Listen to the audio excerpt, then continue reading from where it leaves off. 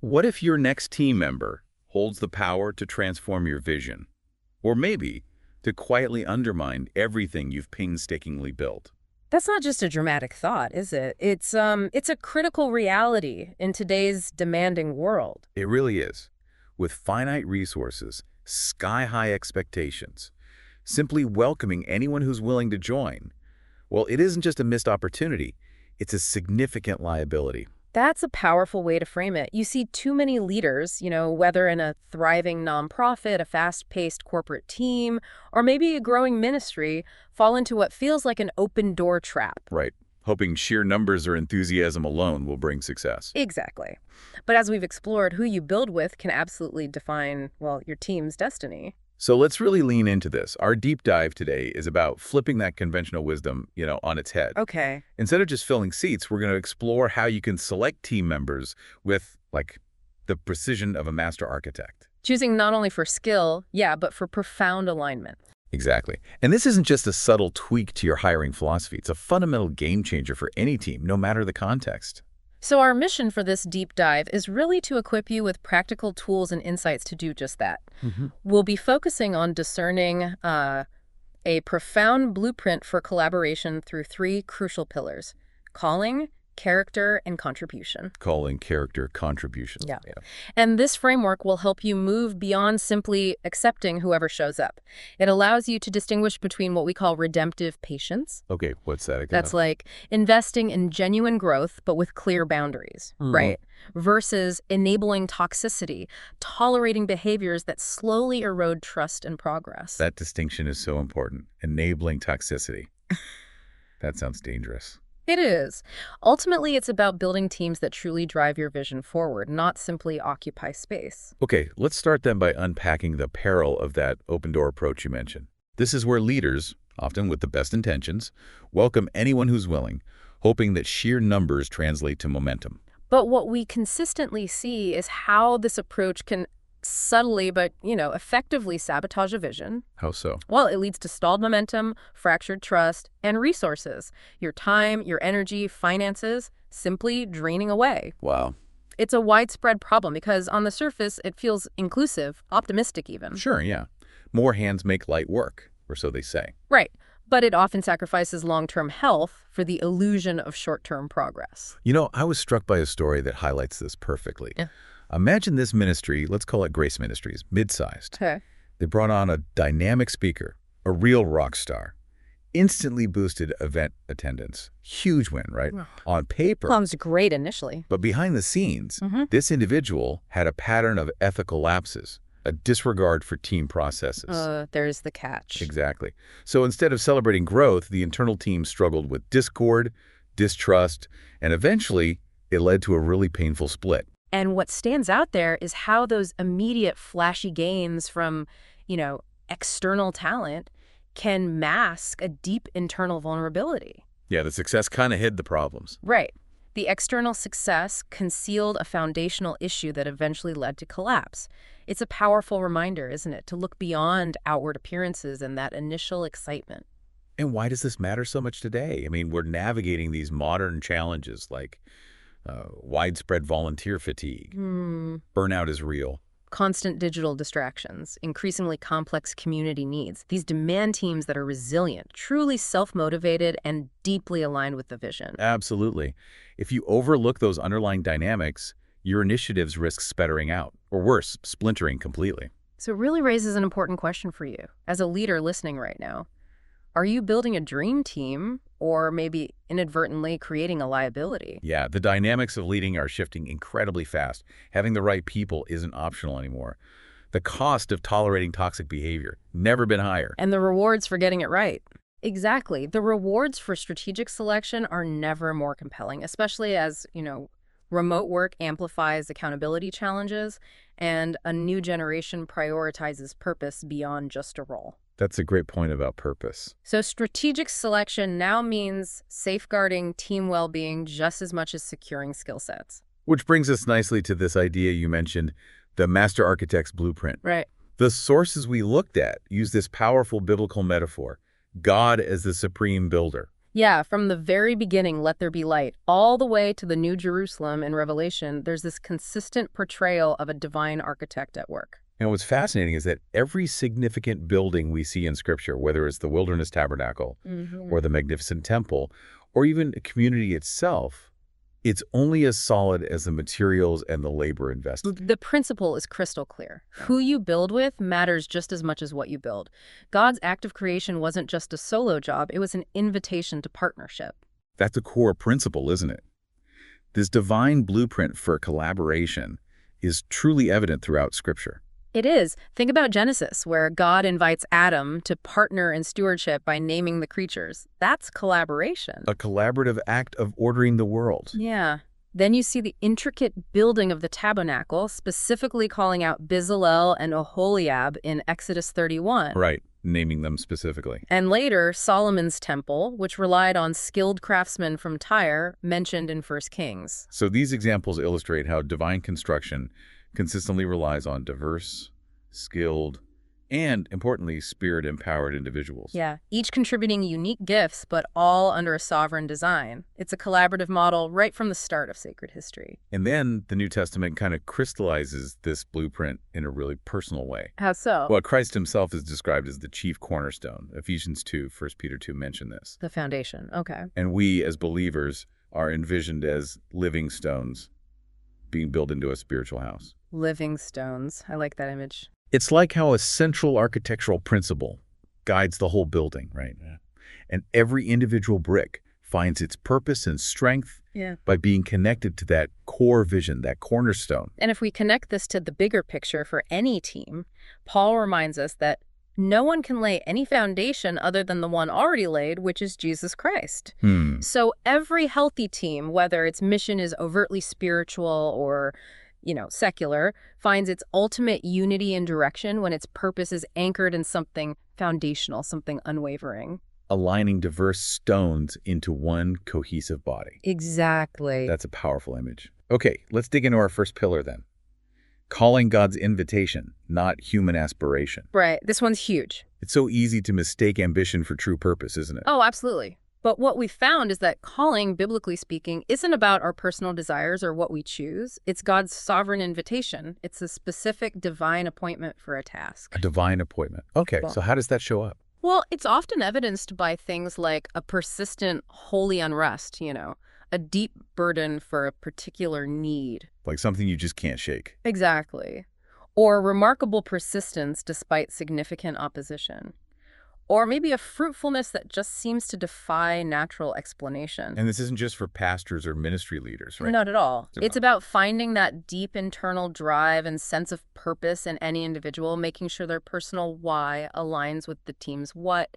It's about divine commissioning, not just a good resume or a charming personality. Okay, here's where it gets really interesting for me. The danger of what we might call self-appointed stones. Ah, yes. Explain that. Well, when leaders assign roles based purely on someone's availability, or maybe just their raw enthusiasm, Happens all the time. we risk placing people where they were never truly meant to bear that specific weight. The classic, really stark example is Uzzah. Uzzah and the ark, right. 2 Samuel 6. Yeah, he reached out to steady the ark. His motives might have seemed good in the moment, Trying to help? but his role was explicitly unauthorized. And the consequences were immediate and severe. That's such a crucial point. It really highlights that true authority and effectiveness on a team come from alignment with a greater purpose and, importantly, proper placement, not just popularity or perceived potential. So a team needs to be talented, yes, but also genuinely aligned with the intended design. Exactly. You see this pattern throughout the Bible, don't you? You do. Jeremiah was literally called before birth, it says in Jeremiah 1. Paul was set apart from his mother's womb, Galatians 1. Wow. Preordained. And think about Jesus himself.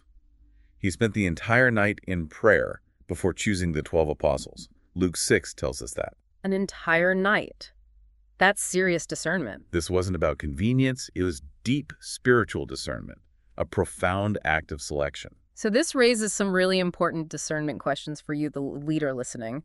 When you're considering bringing someone onto your team, What should you ask? ask yourself, is there a clear sense of divine burden here? Or at least a deep intrinsic motivation for this particular work? Okay. Has this person shown some kind of affirmation, maybe by the spirit or by the broader community in this Oh, area? right. External confirmation, too. And is their presence catalytic for others' growth? Or are they just sort of functional in a role? Catalytic versus functional. That's a helpful distinction. And the cost of getting this calling piece wrong. What we've learned is that recruiting someone outside their divine calling can be spiritually costly for them. How so? It can lead to discouragement because they're just not operating in their true grace, their sweet spot. It can cause disruption because maybe they unconsciously compete for influence elsewhere, or it can just lead to a quiet detachment from the team altogether. It's like putting, I don't know, a highly skilled stonemason in charge of weaving intricate priestly garments. Exactly. Lots of effort, maybe good intentions, but no real effectiveness or fulfillment in that role. So it inevitably leads to misalignment, confusion, and burnout for everyone involved. Precisely. Which brings us seamlessly to our second pillar. Character, the hidden architecture of trust. Okay, character. This feels foundational. It absolutely is. Character, in our understanding, is like the rebar in concrete. Ah, good analogy. It's the hidden framework that truly determines the strength and longevity of any structure, any team. That analogy perfectly captures it because charisma and raw competence, they often dazzle us, right? Oh, they do. We're drawn to them. But if the character isn't there underneath, it can lead to a catastrophic structural collapse down the line. Proverbs 21 warns about this. When justice is done, it brings joy to the righteous, but terror to evildoers.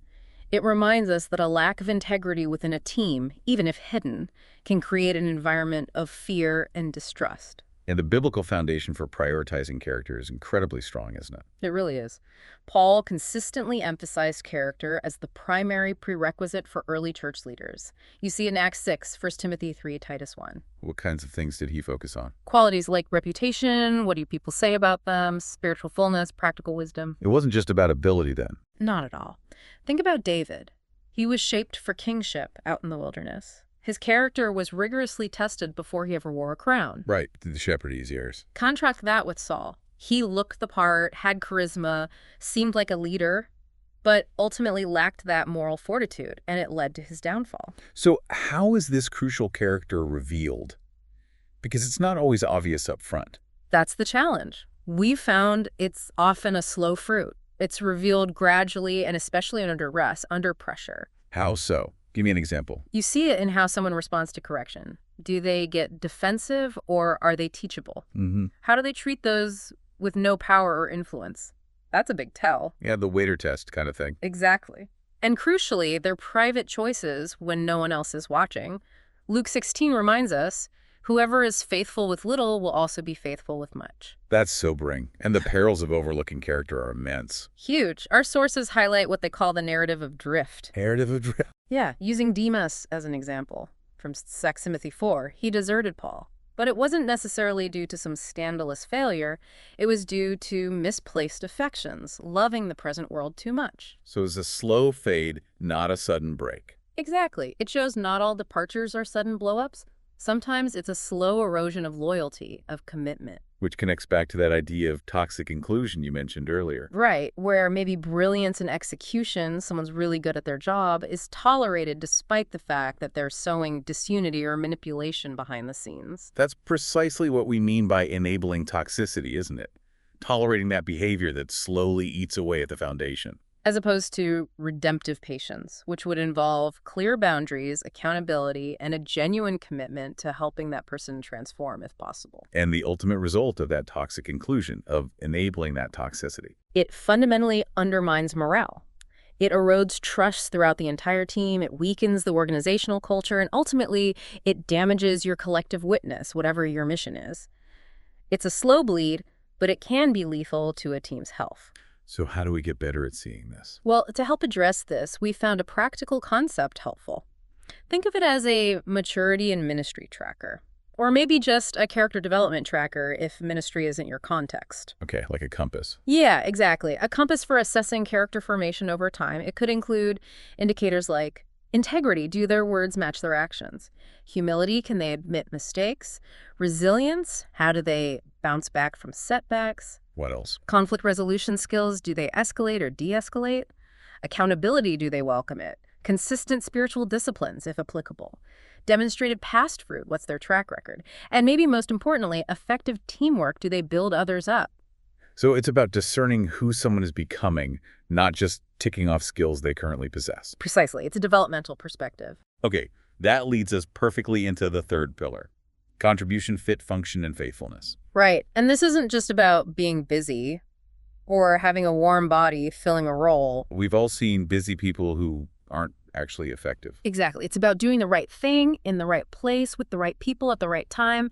It's about effectiveness that's rooted in strategic alignment. Strategic alignment, okay. What's fascinating here is the strategic alignment we see way back in Nehemiah 3. Remember the rebuilding of the wall? Vaguely, yeah. What about it? Families repaired the section of the wall that was near their own homes. Oh, right. It illustrates how proximity breeds responsibility and how that deliberate placement fosters unity and ownership. That makes sense. You care more about what's right in front of you. And then, of course, Paul's body metaphor in 1 Corinthians 12, it beautifully shows how every member has a distinct vital function. Leading to unity through diversity. Exactly. Just like different organs serve unique, essential roles for the whole body to thrive, you need all the parts working together. I love how this framework also helps differentiate between what you called apostolic and supportive roles. Yeah, that's an important distinction. Apostolic gifting is more about the vision bearers, the trailblazers, the movement starters. Think of Paul planting churches everywhere. Okay, the pioneers. Right. Supportive gifting, on the other hand, is about the stabilizers, the executors, the finishers, people like Timothy or Titus who came alongside Paul, or even Aaron and Hur in the Old Testament holding up Moses' arms. They ensure longevity and sustained impact. And the key is that both are equally valuable, right? Absolutely, equally valuable, but they carry different weight and function differently. Mhm. Vision without structure often creates burnout and chaos, lots of ideas, no follow-through. Been there. And structure without vision, that creates stagnation and bureaucracy, just maintaining the status quo. Also been there. But together, vision and structure, that's where you get breakthrough and sustainable growth. We saw a great real-world example of this in a struggling youth ministry. They had this dynamic, visionary pastor, full of energy, amazing ideas. But the ministry itself was kind of chaotic. Disorganization, volunteers felt lost, follow-ups were missed. So not a vision problem. No, not a talent or vision issue at the top. It was a critical support gap. Then this quiet volunteer, who happened to be a former project manager in her professional life. Ah, the supportive gifting arrives. Exactly. She stepped in and helped create systems. Systems for communication, for volunteer onboarding, event logistics. And suddenly, with that execution and structure supporting the vision, the ministry just thrived. That story perfectly demonstrates it. Execution and structure create the breakthrough when the vision is present. It's about leveraging diverse gifts in their proper place. So when you're evaluating someone's potential contribution, what are the key questions? Well, ask yourself, what unique value do they really bring? Is there tangible evidence, fruit, in their gifting? Okay, evidence matters. Are they truly filling a needed gap on the team, or are they creating overlap and maybe even redundancy? Good question.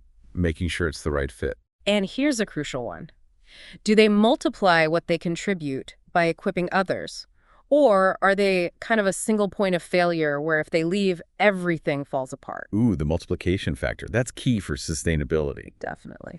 All right, let's bring it all together now with strategic discernment and practice. Building for eternity. This is about pulling calling, character, and contribution together. Yes, moving beyond that reactive hiring we talked about, beyond just gut feelings or filling an immediate, painful gap. Think about Jesus' model again, spending that entire night in prayer before choosing the 12. Right. And the early church didn't just pick anyone for key roles like deacons. They set clear criteria in Acts 6. Men of good reputation, full of the Spirit and wisdom. Reputation, spiritual depth, wisdom, Yeah. character and calling right there. Exactly. What's really important here is realizing that strategic delay isn't stagnation. It's actually spiritual alignment. Say more about that strategic delay. It means creating margin for prayer, for maybe communal discernment. Before every key leadership placement or team addition, don't just react to the pressure. Pause, pray, listen. Okay, build prayerfully, not reactively. What else? We also need to establish a culture of testing. Testing. like probation periods. Sort of, yeah. Yeah. Consider implementing seasons of testing where individuals serve maybe under supervision or in a provisional capacity before official roles are locked in.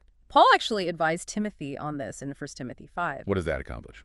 It helps you genuinely observe how they handle pressure, how they navigate conflict, how they respond to feedback. It allows that slow fruit of character to truly emerge before you make a long-term commitment. That makes a lot of sense. Give it time. And critically, prioritize value alignment over mere availability. We touched on this, but it's worth hammering home. Absolutely. So many organizations suffer because they recruit based on who is simply willing to show up, not who is deeply aligned with the core values, the mission, the theological DNA, if that's relevant. Willingness is good, but alignment is essential. Essential, because a misaligned leader or key team member can cause immense confusion, division, even moral compromise down the road. So look for those shared values, that theological unity, if applicable, and just basic emotional maturity. Okay, so this really transforms the interview process itself, doesn't it? It has to. Instead of just a checklist of skills and experience, Right. treat interviews as profound acts of discernment. They should be designed to unveil a person's heart, their history, their hopes and aspirations, not just their qualifications. So give me some practical examples. What might you ask for each pillar? Okay, for calling, instead of just, why do you want this job? Maybe ask, what specifically drew you to this organization and this particular role beyond just the job description? What resonates deep down? Getting at the why. Okay, what about character? For character, maybe avoid hypotheticals and ask for real stories. Tell me about a time you genuinely failed, not just a disguised success story, but a real failure. What was the situation and what did you learn about yourself through that experience? That requires vulnerability. Yep. Okay, contribution. For contribution, perhaps. Thinking about past teams you've been on, what role do you typically find yourself playing most naturally?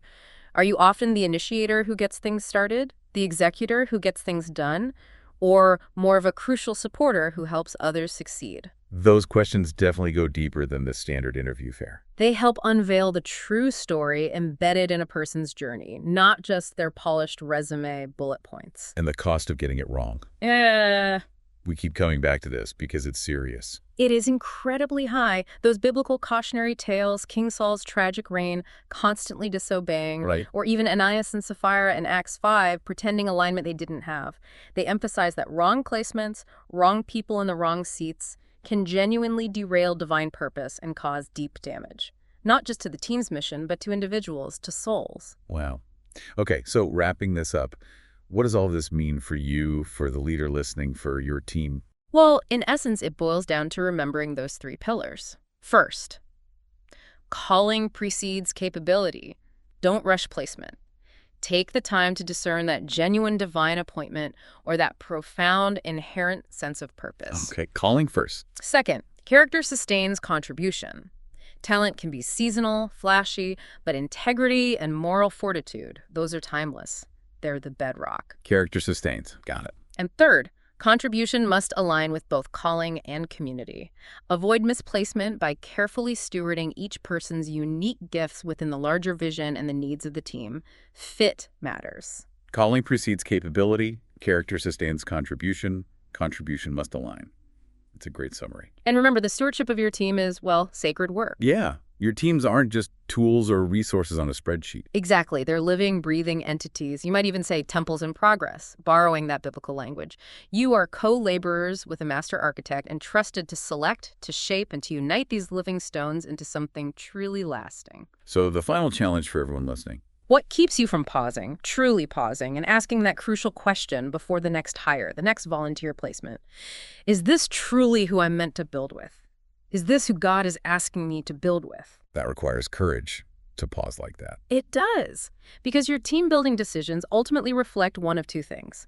Either convenience, filling a slot quickly, or profound discernment, aligning with a deeper blueprint. Are you constructing something that will simply attract attention for a season, or something that will truly withstand testing and endure for the long haul? As Psalm 127 verse 1 so wisely puts it, unless the Lord builds the house, those who build it labor in vain. Labor in vain. Powerful words. So build wisely, select prayerfully, shape lovingly, so that your collective work, whatever it is, stands firm on an unshakable foundation.